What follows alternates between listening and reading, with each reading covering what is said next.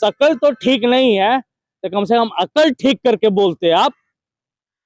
ये देश है, ये देश के यहाँ छात्र की बात है, ये कोई मामूली बात नहीं है। संविधान की जीत, संविधान मतलब अम्बेडकरवादी जो संविधान को मानते हैं उनकी जीत है। भाई चंद्रशेखर आजाद ने सही निर्णय लिए। उनको पता था कि अब जीत के बहुत बड़े लड़ाई लड़ रहा है, ये देश की लड़ाई लड़ रहा है, ये पूरे भविष्य की लड़ाई लड़ रहा है।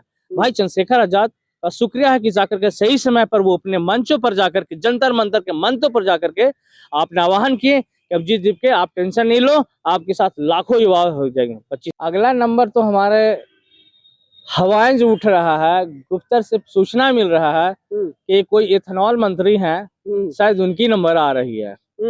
वो सचेत हो जाइए।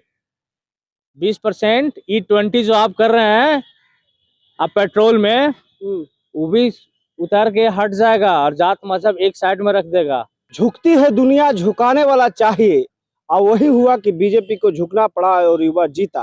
धर्मेंद्र प्रधान की इस्तीफा हुई, उसके बाद पूरे देश में खुशी का माहौल है। धर्मेंद्र प्रधान के इस्तीफा को लेकर लोग अपने अपने माध्यम से अपना प्रतिक्रिया दे रहे हैं। भीम आर्मी के नेता है अनिश जी, भीम आर्मी बिहार प्रदेश सचिव है, कैसे हैं? जय भीम आपको। और बहुत बढ़िया है, बहुत खुशी की बात है। खुशी है ना? खुश बिल्कुल है, बहुत खुशी है। खुश है। आपसे तो छुपा हुआ नहीं है, देश की जनता से छुपा हुआ नहीं है। ये संविधान की इस बार जीत हुआ है और बहुत बहुत आप लोग का शुक्रिया, पूरे बहुजन समाज के पत्रकार को शुक्रिया कि आप लोग भी डटे रहे, डंटा भी खाएं, लेकिन साथ नहीं छोड़े छात्र को और सामाजिक लड़कन को। लाठी तो पूरा बर्बरता पूर्वक चला, और लेकिन युवा हार नहीं माने। तो इसका एक वजह है ना कि ये जो लड़ाई था, ये आंदोलन था, ये संविधान की लड़ाई थी। ये यहाँ पर जिस तरह से बीजेपी के जो देखने में शकल में एक क्रिमिनल लगता है, जो कहता है कि एनडीए की पार्टी में इस्तीफा नहीं होती। अरे ठीक नहीं है। राजनाथ सिंह बोल रहे थे, हाँ राजनाथ सिंह, हम यूपीए वाले नहीं हैं, हम एनडीए वाले हैं, हमारे यहाँ इस्तीफा नहीं होती। तो कम से कम शकल तो ठीक नहीं है तो कम से कम अकल ठीक करके बोलते आप। ये देश है, ये देश के यहाँ छात्र की बात है, ये कोई मामूली बात नहीं है। इसमें भीम आर्मी का योगदान है, ये बाबा साहब का संविधान के योगदान है। ये तुम्हारी मनवादी और मनुस्मृति वाला नहीं है कि बोल दिया कि इस एनडीए में मतलब कि अथी नहीं होता, इस्तीफा नहीं होता। तो अपनी दिमाग और आपके मतलब कि कहा जाए कि बीजेपी के एक और पीयूष गोयल है, कहता है 2-3 कॉकरोच को उल्टा लटका दो। तो मैं ये कहना चाहता आपके चैनल के माध्यम पर कि पीयूष गोयल जी छात्र के भीड़ में आए नहीं है, न तो आपके भी कुटाई हो जाता।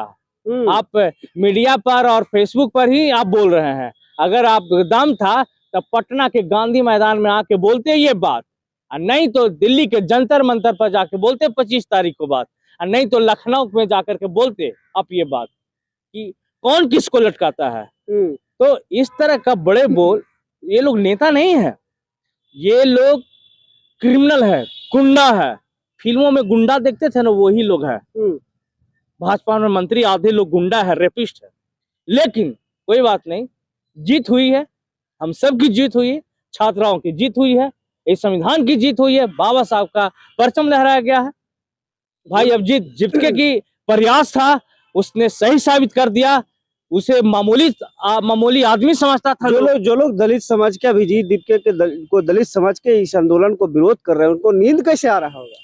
देखिए, उसको तो नींद नहीं आ रहा होगा, जो होगे शाम में अधपौआ पी के कोई लेटा होगा, और नहीं तो नारंगी की जो बहनें होगी, वो जा करके कहीं क्या कहता है, किसी कोना में, जिसको कोप भवन में जाके रोती होगी कि साला हम क्या किए, हमने कितना विरोध किए, लेकिन मेरा बाप, मतलब उसको कहना है मेरा बाप भी, मेरा चाचा भी, मेरा दादा भी, सब मंत्री, लेकिन फिर भी हम हार गए। तो मैं ये कहना चाहता हूँ नारंगी और नारंगी की बहनों की कि तुम्हारा कुछ भी कर लो, संविधान के सामने तुम्हारा बाप दादा भी झुका। इतिहास गवाह है भाई कि तलवार की नोक पर आपने सलवार खोले हैं, और आज संविधान के सामने आप लोगों को सर झुकाना पड़ा है। किनका जीत है? संविधान का जीत? संविधान की जीत है, यहाँ की देश की युवाओं की जीत है, छात्राओं की जीत है। कुछ लोग कह रहे हैं कि अम्बेडकरवादियों की जीत है। तो वही जो संविधान संविधान की जीत, संविधान मतलब अम्बेडकरवादी, जो संविधान को जो मानते हैं संविधान को मानते हैं, उनकी जीत है। बहुत बहुत समाज के लोग हैं जो कहते हैं कि हम अम्बेडकरवादी नहीं लेकिन संविधान को मानते हैं। संविधान सभी अम्बेडकरवादी हैं, अगर नहीं होते तो ये देश छोड़ के चले जाते। तो संविधान को मानने हाँ, वाले मानने कोई वाला भी नहीं, समाज से हो, हाँ, वो सभी अम्बेडकरवादी हैं, अम्बेडकरवादी है, बिल्कुल, सबका जीत है। सबका जीत है। लेकिन भीम आर्मी वाले लोग अलग कह रहे हैं। आप भीम आर्मी से है, आप क्या कहेंगे? हम तो कह रहे हैं हम सभी की जीत है, ये पूरे संविधान की जीत है, ये भारत की जीत हुई है। इसमें अम्बेडकरवादी क्या, पूरे भारत की जीत है। और भारत पूरे धर्मों, ये धर्मनिरपेक्ष राष्ट्र है, सभी धर्मों के समूह से एक भारत बना है, जिसमें मनुवादी भी है, सिख ईसाई सारे धर्म है, वो सभी की जीत हुई है, सभी का जीत, सभी की जीत। लेकिन कह रहे हैं आपके प्रदेश अध्यक्ष बोले हैं कि आंदोलन कमजोर पड़ रहा था, तो हमारे राष्ट्रीय अध्यक्ष चंद्रशेखर आजाद जी मंच पे गए और ऐलान किए, उस दिन से आंदोलन तेज हो गया। बिल्कुल सही कह रहे हैं प्रदेश अध्यक्ष जी, मैं बिल्कुल सहमत हूं उनकी बातों से। क्योंकि याद है जब 18 तारीख को अजीत जी के और उनके कॉकरोच पार्टी के जितने समर्थक थे वो मामूली से 5,000, 8,000, 7,000 से थे, जिस कारण से भजपिल्ले लोग जाकर के टॉर्चर भी करता था, जाकर के बीच में घुस करके गाली भी देता था और कहता था कि बीजेपी वाले हमारे बाप हैं, मोदी जी हमारे बाप हैं, ये सारे जो बोल निकल रहा था उसके कम संख्या देख करके। लेकिन भाई चंद्रशेखर आजाद ने सही निर्णय लिए, उनको पता था कि अभिजीत जीत के बहुत बड़े लड़ाई लड़ रहा है, ये देश की लड़ाई लड़ रहा है, ये पूरे भविष्य की लड़ाई लड़ रहा है। भाई चंद्रशेखर आजाद का शुक्रिया है कि जाकर के सही समय पर वो अपने मंचों पर जाकर के, जंतर मंतर के मंचों पर जाकर के आपने आह्वान किए कि अभिजीत जीत के आप टेंशन नहीं लो, आपके साथ लाखों युवा हो जाएंगे 25 तारीख से, 20 तारीख से। आज 20 तारीख से 25 तारीख तक हर स्टेट में लाखों इकट्ठा होकर के प्रोटेस्ट किए हैं, हर स्टेट में बढ़ चढ़ के भाग लिए हैं, जिसमें अहम योगदान भीम आर्मी के नेताओं के और संख्या सदस्यों की और कार्यकर्ताओं की है। लाठी भी तो चला, क्या कीजिएगा, हम आंदोलनकारी हैं, हम क्रांतिकारी हैं। ये देश पहले भी देश को आजाद करने के लिए कितनी गोलियां खाए हैं, तो आज इस देश में शिक्षा व्यवस्था सुधारने के लिए अगर लाठी खा ही रहे हैं तो कौन सी बड़ी बात है।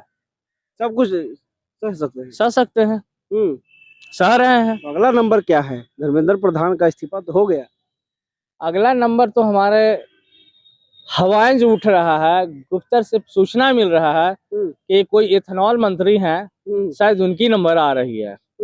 वो सचेत हो जाइए, 20% E20 जो आप कर रहे हैं आप पेट्रोल में, वो भी उतार के हट जाएगा और जात मजहब एक साइड में रख देगा। इथेनॉल मंत्री जी, और अभी भी संभल जाइए, वक्त है, आगाज हो गया है, ये लड़ाई यहीं तक सीमित नहीं है, अब तो लड़ने का तरीका भी जान गए हैं और लड़ाई लंबी रहेगी। हो सकता है कि 2029 में आप लोग झोला लेके चल जाइएगा, बीजेपी वाले बिल्कुल झोला लेके चल जाएंगे। अब इससे बड़ी बात क्या बोले पत्रकार महोदय, आपको ज्यादा नहीं बोल रहे, प्रधानमंत्री है, झोला लेके जाना पड़ेगा। वो तो कहवे किए थे कि मैं झोला उठाऊंगा, चल दूंगा, वो जाना ही पड़ेगा। भविष्यवाणी तो करिए दिया मोदी जी ने 2029 में। हाँ, 2029 में। चलिए, अनीश जी थे, भीम आर्मी के प्रदेश सचिव है बिहार के, और इन्होंने कहा कि 2029 आने दीजिए, शायद आप झोला उठाएंगे और चल देंगे। जो आप कहते हैं मैं तो फकीर हूँ, झोला उठाऊंगा और निकल दूंगा, वो पूरा सपना होगा आपका। पूरी बातचीत पर आपकी क्या प्रतिक्रिया, अपना प्रतिक्रिया हमारे साथ साझा करें।